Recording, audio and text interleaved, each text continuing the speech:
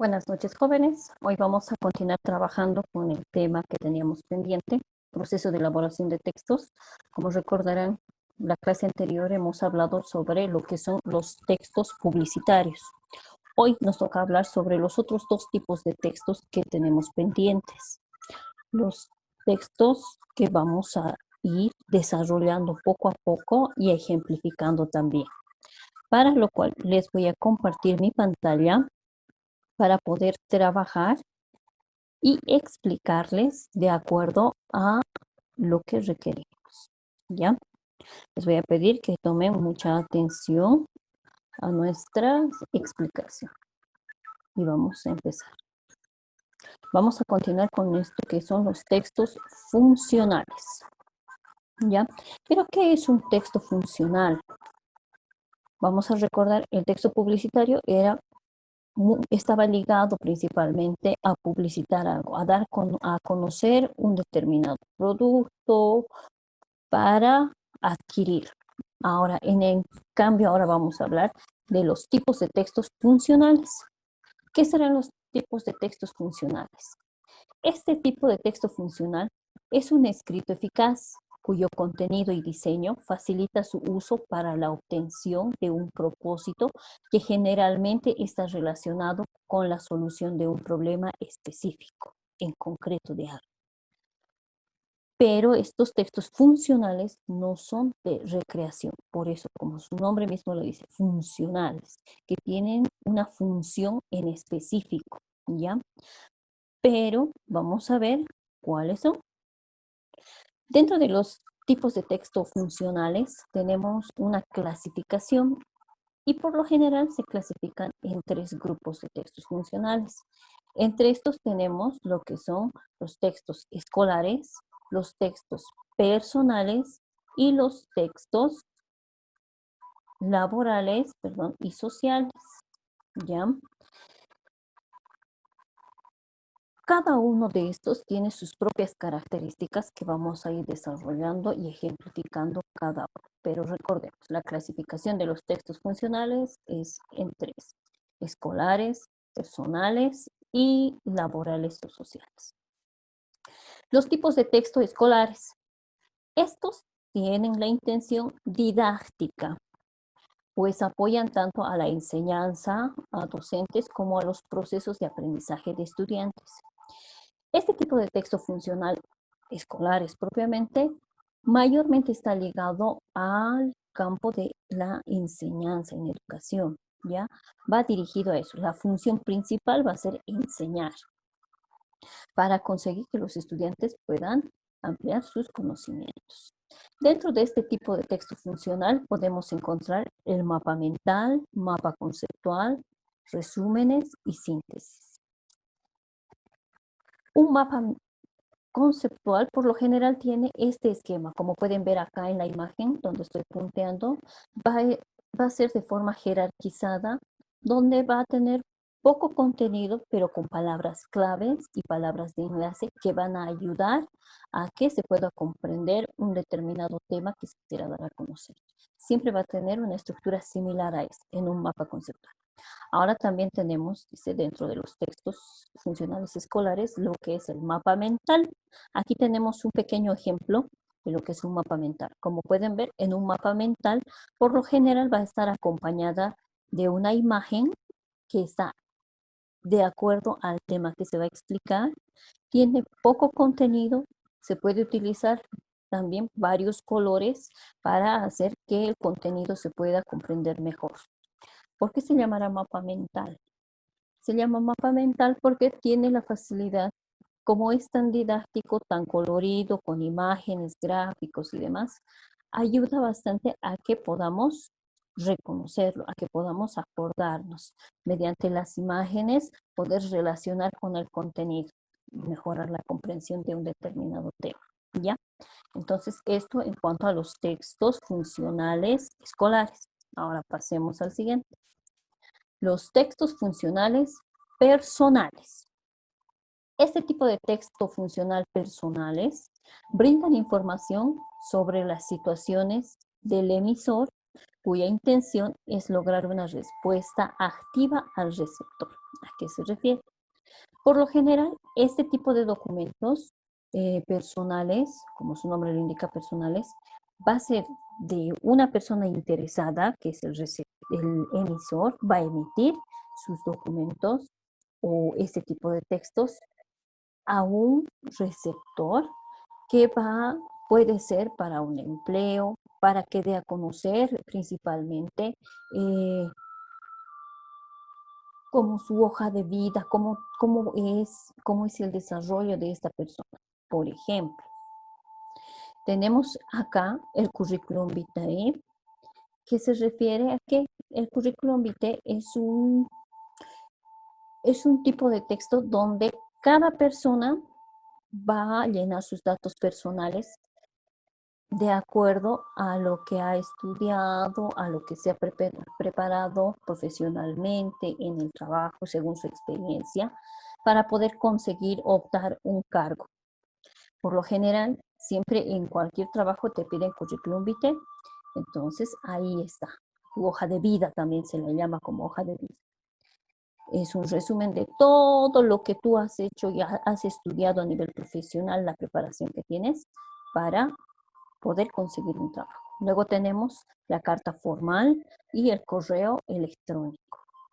El correo electrónico es el que ahora mayormente utilizamos, ¿no? En este tiempo de pandemia se está retomando un poco esto de los correos electrónicos, que es mandar información, documentos vía internet para podernos comunicar, para podernos informar, para poder dar a conocer ciertas documentaciones que a veces requerimos enviar. Vamos a ver los ejemplos. Acá está el ejemplo del currículum vitae. Perdón, ahora sí. Como pueden observar, lo que les decía, el currículum vitae es como un resumen de todas nuestras actividades que hemos realizado como personas para presentarnos a un determinado trabajo. Como pueden ver acá en el ejemplo, en alguno de los formatos de currículum vitae, o también llamado hoja de vida, siempre va a tener la característica de tener o de pedirte fotografía. Esto es opcional, si tú deseas lo pones y si tú deseas no. Hay algunas empresas o fábricas o lugares donde donde puedes pedir trabajo, donde te exigen que tenga una foto. Pero en otros lugares no te exigen, pero para un buen dato de referencia se puede poner la foto. Tiene que tener acá tu nombre completo y el grado profesional, principalmente el nombre completo. Si pueden verificar aquí abajo, va la fecha de nacimiento, número de carnet, tu correo electrónico, números de referencia donde puedan ubicarte en caso de que estén interesados en contratarte. En esta parte de aquí van los datos personales. Luego, la habilidad y conocimiento. ¿Qué habilidades tienes tú como persona? Ahí puedes escribir. Si eres buen deportista, si eres buena en oratoria, entonces esas habilidades y conocimientos se puede poner. Idiomas, si es que hablas varios, uno, dos o más idiomas, por decir. Tú hablas, aparte del castellano, hablas quechua, hablas aymara, entonces eso se va poniendo aquí. O tal vez hablas inglés, entonces se coloca. Y otras actividades extracurriculares que tal vez hayas desarrollado. Acá pones la formación académica, incluida el colegio en el que asistías, tanto de primaria, secundaria, se coloca acá en la formación académica. También se coloca los estudios que has tenido superiores, si has estado en un instituto, si has estado en la universidad, en qué universidad has estudiado, qué carrera, qué gestión, todos esos datos van en la formación académica. Acá en la parte de experiencia laboral se pone los lugares donde tú has trabajado, la gestión que has trabajado y algún número de referencia donde ellos puedan corroborar que has realizado ese trabajo, ¿ya? Entonces, en una hoja de vida siempre va a llevar todos esos datos para ver qué clase de profesional eres para poderte contratar. Por eso es importante este tipo de texto funcional personal, ¿ya? Donde te va a ayudar a que podamos conocer más sobre ti en cuanto al ámbito profesional. Ahora, en cuanto a la carta formal, esta es una estructura básica de una carta formal que también es más utilizada cuando tienes un trabajo y necesitas solicitar algo, necesitas enviar este tipo de carta. Es formal porque tiene una estructura diferente a las cartas familiares, ¿ya? Sí o sí tiene que tener membrete. ¿Qué es el membrete? El membrete es, como en acá nos da el ejemplo, ¿no? Compañía Constructora Rivera, Avenida San Fernando. El membrete es como eh, de la empresa o de la institución que estás enviando, que se va a enviar la carta, tiene que tener un membrete, un específico del nombre del lugar de trabajo, por decir. En el membrete puede ir también el nombre eh, de la fábrica, ¿ya? Sí o sí tiene que tener un membrete. Luego la fecha que siempre va a ir en este lateral de aquí. Primero se pone el día, el mes y la dirección. Acá se especifica la dirección del destinatario. Primero el nombre, luego el cargo que ocupa este señor. Después, posterior a eso, se pone la dirección. Un saludo, en este caso, en una carta formal, es un saludo breve, es un saludo más de... No es tan afectuoso el saludo en esta carta, es más corto, como se ve en el ejemplo, estimado señor, y nada más. Posterior a eso, en el cuerpo de la carta, acá recién nosotros especificamos qué es lo que se está solicitando, qué es lo que se va a pedir, para qué, cuál es el motivo de esta carta formal. Luego, en la parte de la despedida, se pone atentamente, sí, aquí en el medio, siempre así, atentamente. Y abajo, donde dice firma, siempre a un extremo, al extremo derecho, se va a poner el nombre de la persona que está enviando esta carta. Acá, por ejemplo, nos dice, ¿no? Ingeniero Víctor Larios. Sí o sí, esta carta formal tiene que tener esta estructura, ¿ya? Esta estructura es la que caracteriza a la carta formal, que es tipo de texto funcional. Ahora, continuamos. Tipo de texto funcional, laborales y sociales. ¿A qué se refiere esto?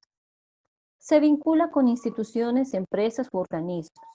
La información puede partir de una oficina, un departamento administrativo, un comercio, una dependencia gubernamental, o sea, del gobierno, u otros lugares. Su propósito es formalizar trámites. Como acá dice, ¿no ve? En específico, este tipo de texto funcional tiene la particularidad o el propósito de formalizar trámites. Entre sus ejemplos tenemos la carta de agradecimiento, solicitud de empleo, cartas de petición y convocatorias. Este tipo de documentos son los que están dentro de este tipo de textos funcionales. La carta de agradecimiento es un poco más afectuosa a diferencia de la carta formal. La solicitud de empleo, les voy a mostrar un ejemplo. Acá la solicitud de empleo tienen varios formatos, pero uno de los más utilizados es este tipo de solicitud, donde pueden ver, igual te piden datos personales, te piden también que, dependiendo a qué cargo quieras postular, ¿ya? Te piden incluso tu pretensión salarial, cuánto quieres ganar, cuánto tú consideras que debes ganar en este trabajo o en este empleo. Acá tenemos un pequeño ejemplo sobre una solicitud de empleo. Miren, hay diferentes datos personales, la dirección, fecha de nacimiento, el lugar de nacimiento, nacionalidad, eh, algunas preguntas básicas, si padeces de alguna enfermedad crónica, si consideras con tu estado, cómo consideras tu estado de salud, te preguntan también. Entonces, este tipo de solicitud de empleo es muy utilizada en varios lugares porque está con los datos más esenciales que pueden ayudar a ver también si el que está solicitando es apto para el trabajo que va a ejercer. Luego, en cuanto a las convocatorias, ustedes han debido ver convocatorias siempre estamos viéndolas por diferentes lados. En allá, por ejemplo, en el trópico siempre hay convocatorias para campeonatos, para reuniones, para eventos a nivel de la alcaldía y demás, ¿no? Ese tipo de texto también es considerado un texto funcional dentro de los laborales o sociales. ¿Qué tiene que tener? Miren, por ejemplo, acá dice, ¿no? Carrera, ciencias de la educación, convocatoria. Tiene que tener los datos precisos, los requisitos, los horarios, los días. Tiene que tener número de referencia donde se pueda ubicar más información acerca de esta convocatoria. Tiene que especificar qué cosas se va a llevar a cabo en esta convocatoria. ¿Ya? Este también es un tipo de texto funcional.